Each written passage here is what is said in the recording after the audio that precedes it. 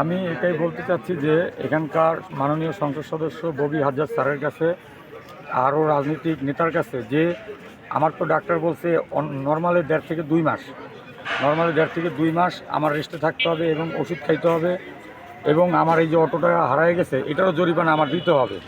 তো আমি তাদের কাছে সহযোগিতা চাই যে আমার যাতে ট্রিটমেন্ট করে সুস্থ হয়ে আবার যাতে স্বাভাবিক জীবনে ফিরে যেতে পারে। আসসালামু আলাইকুম। আমি এই মুহূর্তে রয়েছি রাজধানীর শেরেবাংলা নগর থানার সংলগ্ন নগর বস্তিতে। এখানে মোড়ে আপনারা দেখতে পাচ্ছেন বিভিন্ন অফিস রয়েছে, সরকারি অফিস। তো আমার সামনে যিনি দাঁড়িয়ে রয়েছেন তার নাম আলামিন। তিনি অটোরিকশা চালান, যেটাকে আমরা ইজি বাইক বলি। তো এই ইজি বাইক চালাতে গিয়ে তিনি ছিনতাইয়ের শিকার হয়েছেন। তো বাকি কথাগুলো তার কাছ থেকেই শুনবো। আলামিন ভাই, আপনি একটু বলবেন যে কি হয়েছিল? রাত্র 3টা, আনুমানিক 3টার দিকে সরদি হাসপাতালের সামনে থেকে দুজন লোক বলছে আপনার এই যে গার্লস স্কুলে যাবে। না, এটা কি এই যে আজকে তো শনিবার, এই শুক্রবার রাত্রে, শুক্রবার রাত জি 3টা 3 ঘটিকার সময় আর কি। আচ্ছা আচ্ছা। তখন দুজন লোক আসছে, একজন একটু মুখে দাড়ি ছিল কালো করে, একজন একটু শ্যামলা করে, বলছে যে আপনার গার্লস স্কুলের সামনে নামবে, রেডিওর অপোজিটে। আমি বলছি ঠিক আছে। শেরেবাংলা গার্লস স্কুলের সামনে? জি জি। তখন আমি নিয়ে আসার পরে তারা বলতেছে একটু ভিতরে যান। তাই আমি বলছি ভাই ভিতরে গেলে তো সমস্যা, আপনারা এইখানটাই নামেন। তো গলির মুখে আবার আরেকজন দাঁড়িয়েলা মুরব্বী লোক বসা ছিল। তো আমি ওইখানটাও ব্রেক করছি, ব্রেক করার পর বলছি ভাই ভিতরে গেলে তো আমাদের সমস্যা, নিষেধ আছে, আপনারা এইখানটায় নামেন। বলে যে না আপনি একটু র্যাব 2 এর গেটে যান। তা আমি বলছি ভাই র্যাব 2 এর গেটে যাবেন, যদি ভাই কোনো ঝামেলা হয়, না কোনো ঝামেলা হবে না, আপনি তো আইসেই পড়ছি, একটু যান। তো ভাই একটা ভিট পেরোইছি, পেরোয়ানোর পর আর একটা ভিটের কাছে যেই গেছি, তখন একজন লোক নাইমা চাপাটি দিয়ে এলোপাতারি ভাই কোপ শুরু করছে। তখন মাথায় কোপ দিতে গেছে ভাই, আমি হাত দিয়ে ধরছি। তো এরকম 4টা কোপ খাইছি ভাই অলরেডি। মনে করেন আমার এই 2 হাতে 3টা কোপ, আর এই পিছনে একটু দেখেন, এই যে পিছনে একটা কোপ। আচ্ছা। তো এই যে আপনাকে যখন তারা অনবরত কোপাচ্ছিল তখন কি আশপাশে কোনো পথচারী কিংবা কোনো যানবাহন ছিল? জি পথচারী বলতে দুই তিনজন আসছিল। আমি বলছি ভাই আমার গাড়িটা ছিনতাই করে নিয়ে যেতেছি, একটু ধরেন। আচ্ছা। পরে একটা অটো এরকম অটো নিয়ে 2-3 জন পোলাপাইন আর কি ওই অটোর পিছে দৌড়াইছে। জি। পরে একটা সিএনজি ওয়ালাও দৌড়ে আর কি হয়েছে, আমি বলছি ভাই আমার অটোটা নিয়ে যেতেছে। সিএনজি ওয়ালাও পিস গেছে। জি। কিন্তু ভাই আর কোনো নিউজ পাই নাই যে ওরা ধরছে কি না। তারপরে আপনাকে হাসপাতালে নিয়ে গেল কে? মানে পথচারীরা আমাকে ধরে নিয়ে হাসপাতালে, অনেক ব্লাড ঝরছে তো, আমি আবার পড়ে গেছিলাম। এই যে দেখেন পড়ে গিয়ে এই যে হাতের হাঁটু ছাল গেছে, এই যে ওদের পিস দৌড়াইছিলাম আমি অনেকক্ষণ, পরে আর ধরতে পারিনি। তো আপনি কি এ ব্যাপারে আইনগত কোনো সহায়তা চেয়েছেন? জি আমি ওই যে আপনার হাসপাতাল থেকে আইসা আমি এই যে থানায় গেছিলাম। আচ্ছা।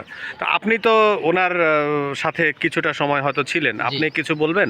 মানে আপনার যতটুকু জানেন আপনি। ভাই আমি তো রাতে বাসায় ছিলাম, আমার এক ভাই ফোন দিয়ে বলতেছে যে তোমার বড় ভাই অ্যাক্সিডেন্ট গাড়ি কারে নিয়ে মনে হয় হাসপাতালে ভর্তি আছে।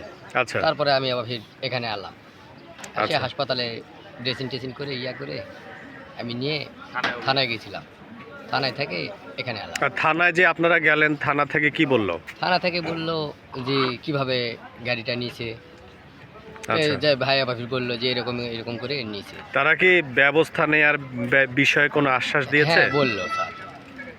আশ্বাস দিয়েছে? জি। আচ্ছা। তো এই যে আলামিন ভাই, আপনি যখন এই অনবরত কোপ খাচ্ছিলেন তখন তাদেরকে কি আপনি কোনোভাবে চিনতে পেরেছেন? মানে এর আগে কখনো দেখেছেন? না এর আগে দেখিনি, কিন্তু এখন আমি ফেস দেখলে চিনতে পারবো। মানে কোনো কারণে পুলিশ যদি তাদেরকে ধরতে পারে, তাহলে মানে সন্দেহজনকভাবেও যদি বেশ কয়েকজনকে ধরে, তাহলে আপনি যিনি আপনাকে কুপিয়েছে কিংবা যারা ছিনতাইয়ের সাথে জড়িত তাদের আপনি চিনতে পারবেন? জি চিনতে পারবো। চেহারা দেখলেই চিনতে পারবেন? জি চিনতে পারবো।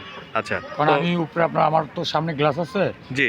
মানে আমার ভিতরে একটু ভয় ঢুকছে, যখন কিনা ওরা ভিতরে যেতে বলছে, জি, পিছন থেকে বলতে যে বের কর, তখন আমি আবার ওই লুকিং গ্লাস ফলো করছি।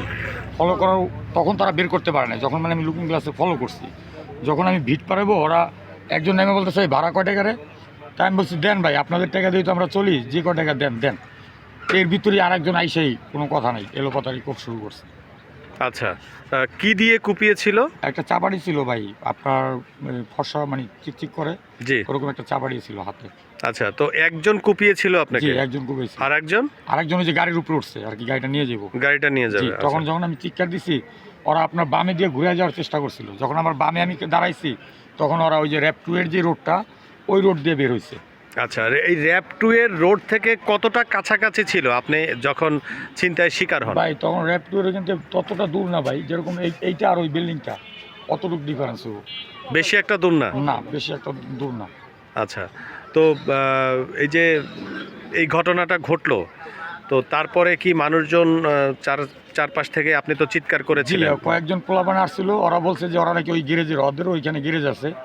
পরে ওরাও কতক্ষণ আমার পিছে দৌড়াইলো গাড়ি খোঁজার জন্য, কিন্তু গাড়ি আর পায় না। কিন্তু আমার অনেক রক্ত বের হওয়ার কারণে পরে আমার আবার হাসপাতাল নিয়ে গেছে। আচ্ছা।